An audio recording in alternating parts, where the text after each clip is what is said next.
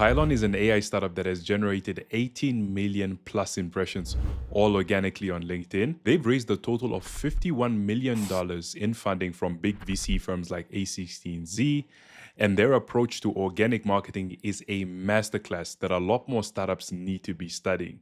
And luckily for you, in this video, we're going to do exactly that. We're going to take a specific look at how their CEO Marty is running their founder-led marketing.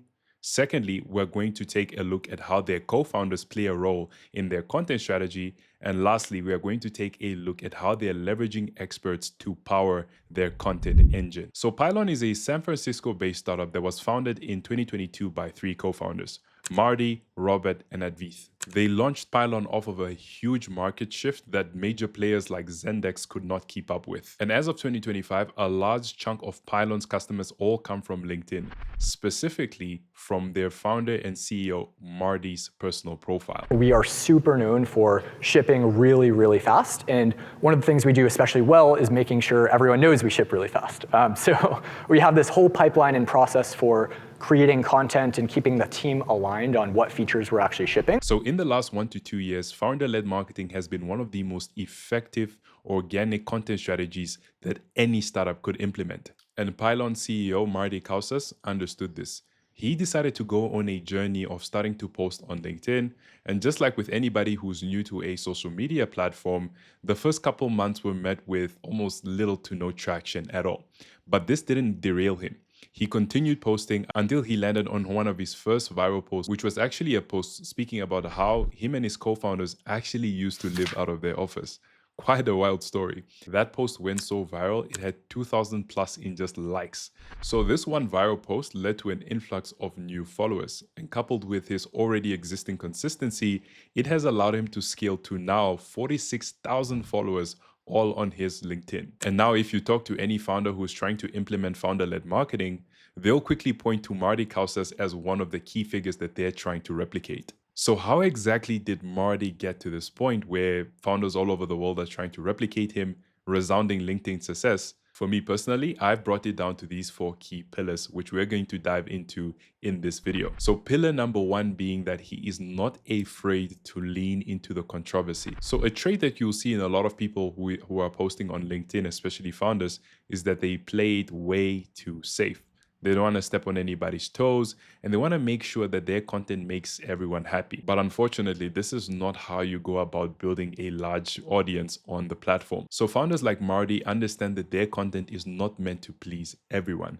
They understand that they are going to step on a few toes, especially when they establish their different opinions on stuff like how to run a company, how to hire a team, and the overall landscape of things like culture, right? And the key thing is that he is not afraid to talk about the topics that he strongly believes about. And what you can actually see from Marty's profile is that the posts where he has the strongest opinions are normally the ones that actually have the most engagement. And now I actually want to take an example look of one of those posts. So this is one of Marty's posts that actually speak about how hardcore startup culture is back, right?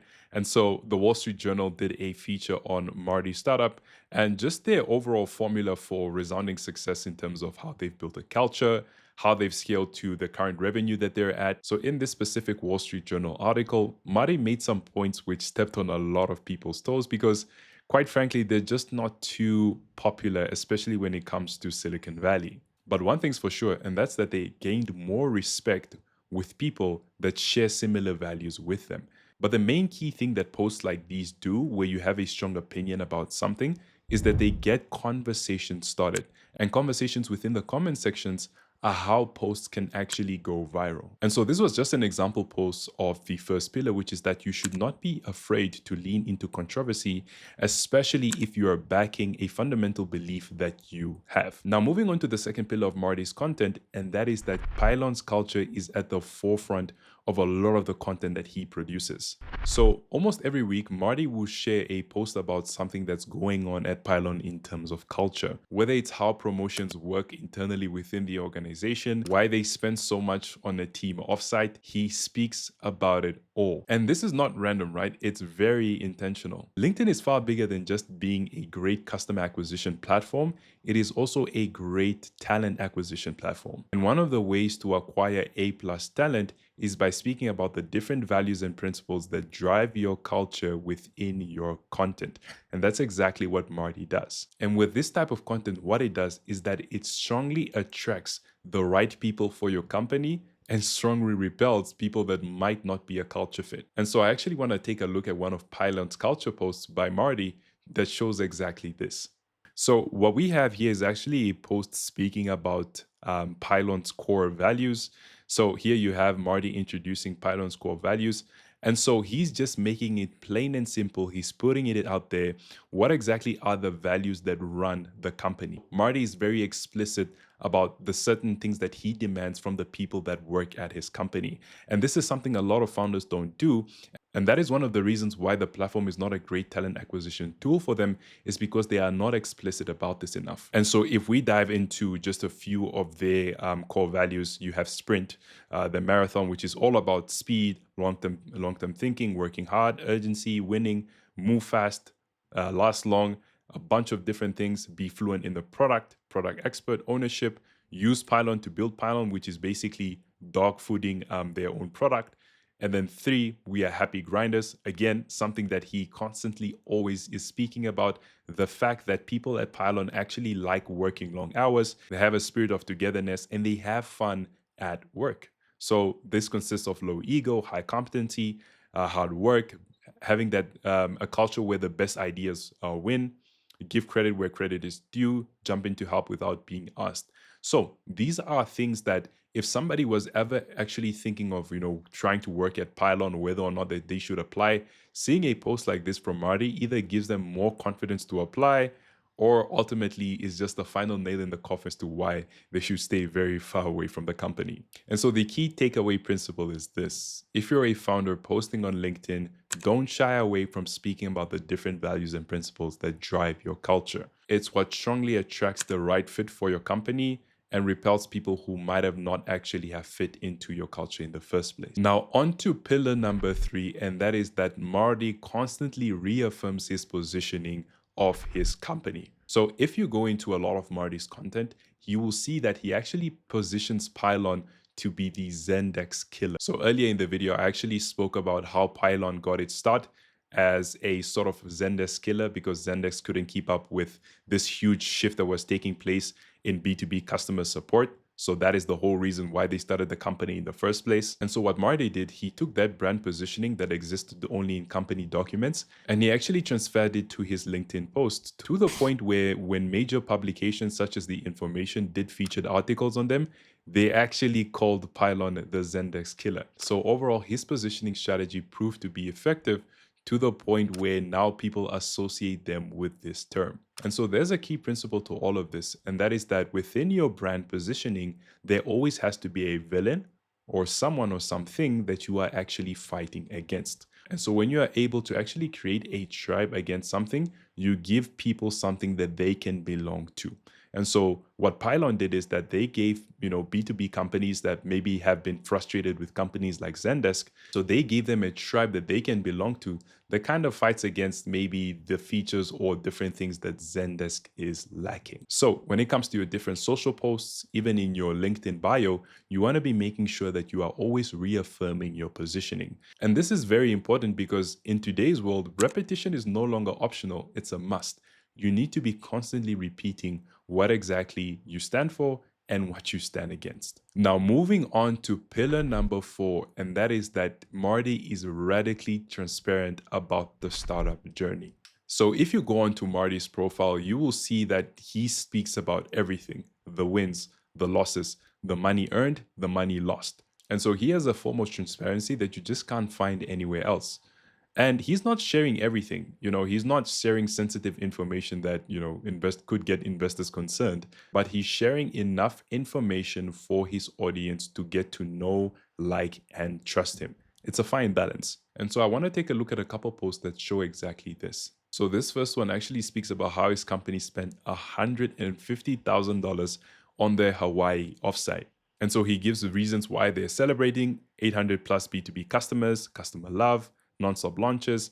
And so kind of just justifying why his team even deserves that in the first place. And that post did extremely well: 498 likes, 40 comments, great number of impressions. And so this radical transparency does really work well with information that you are able to share. And most companies honestly are sitting on enough information that they can share with their audience on, let's say, LinkedIn, but they just choose not to. So the next post that touches on Marty's radical transparency is a post that speaks about how at each stage of their company, how much customers paid them.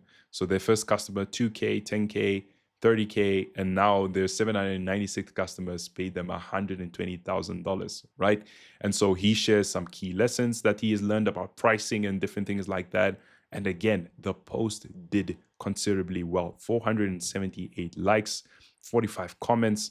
These types of posts do extremely well simply because there's a lot of fake information out there with people posing to do things that they actually aren't.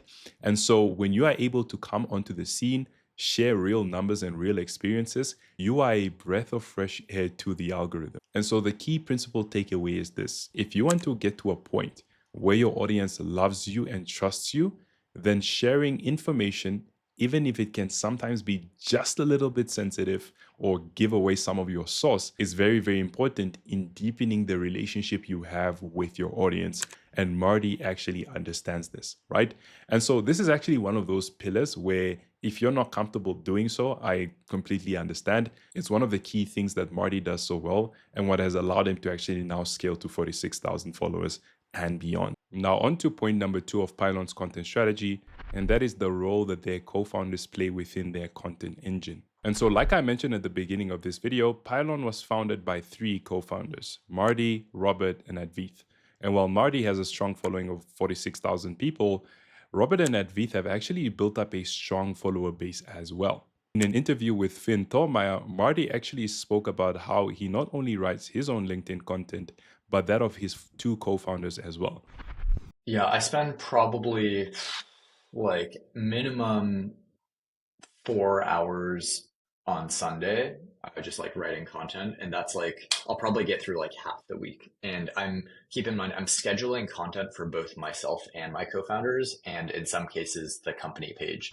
Now, I'm not exactly sure if that's still the case, but up until a specific standpoint, he was doing all of that. Now, if you go to each one of their profiles, you'll quickly see that they don't actually regurgitate any of the content that one of them has already posted. Yes, they might repost the other person's post just to amplify it, but they each have unique content pieces on their profiles. And so this is because in a LinkedIn post, Marty actually spoke about the different functions and roles each co-founder plays at the company.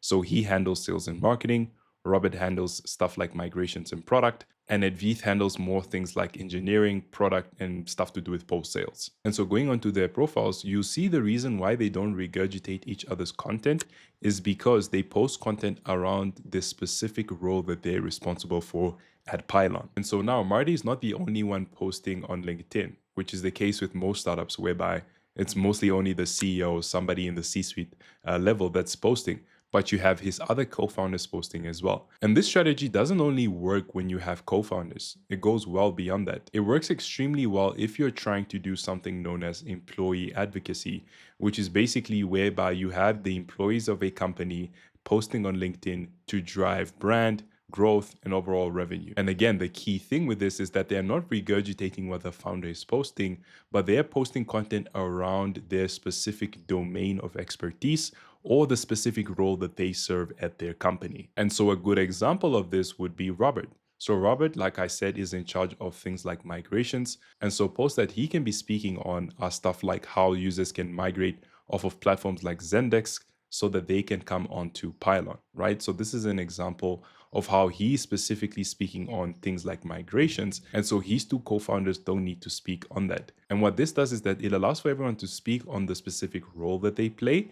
And so people can follow the different founders for different things surrounding the product. And so the key principle takeaway is this: if you have a founder or somebody on the C-suite exec level that has successfully established themselves on LinkedIn, you now want to start introducing either co-founders or employees into the mix so that you can amplify your brand presence on LinkedIn. And so that takes us on to point number 3 of their content strategy, and that is how they're actually leveraging experts, specifically within the customer support niche, to drive their content engine. And so Pylon's content engine isn't only built on their specific team and product, it goes outside of that. they do an excellent job of actually leveraging industry experts to contribute to their content in the form of what they call spotlights. And so spotlights is actually a content theme that they have at Pylon, which comes in the form of blogs, LinkedIn posts. So this is a platform whereby industry experts, specifically within the customer support niche, can speak about stuff like their different journeys, best practices of the companies that they serve, and overall key lessons that they have learned along the way. And so, from an overall brand building perspective, specifically for Pylon, it does two things. So, number one being that it builds authority through association. So, by giving customer support experts a platform, it signals to their audience that the top people within the industry actually engage and associate with Pylon, which validates their platform for prospects. And so, in the long run, it actually builds trust with their audience because their audience sees Pylon as the platform that actually provides industry insight into the world of customer support, which a lot of companies aren't able to do. And also, there isn't an existing platform or forum or something of that sort that caters to this specific segment of the market. So, secondly, it builds the company presence. So, when they give these experts the platform to speak about their journeys, their lessons, the different things that they're seeing in the world of customer support, what ends up happening is that once that person is featured and that post either goes live on LinkedIn or on their blog, the person featured within that specific post actually goes on to repost or reshare that piece of content to their own existing network. And so what this does is that it actually allows for Pylon to extend into a whole new network that they wouldn't have otherwise been able to tap into organically. And for me, this is just super, super genius on their front. And so a lot more startups need to be doing this by basically creating a sort of space whereby some of the industry experts and people leading the space can actually be given a platform to share, insights and different things. And there's so many ways you can do this. You can do this through a podcast on YouTube. You can do this how Pylon is doing it through featured blogs. And the great thing is that you can then repurpose this content onto various other platforms. So let's say you have a podcast that, interviews different experts in the world of customer support. You can then, chop it up into small different clips, and then that can go onto your company page, onto your executives page, or anyone else that is relevant, right?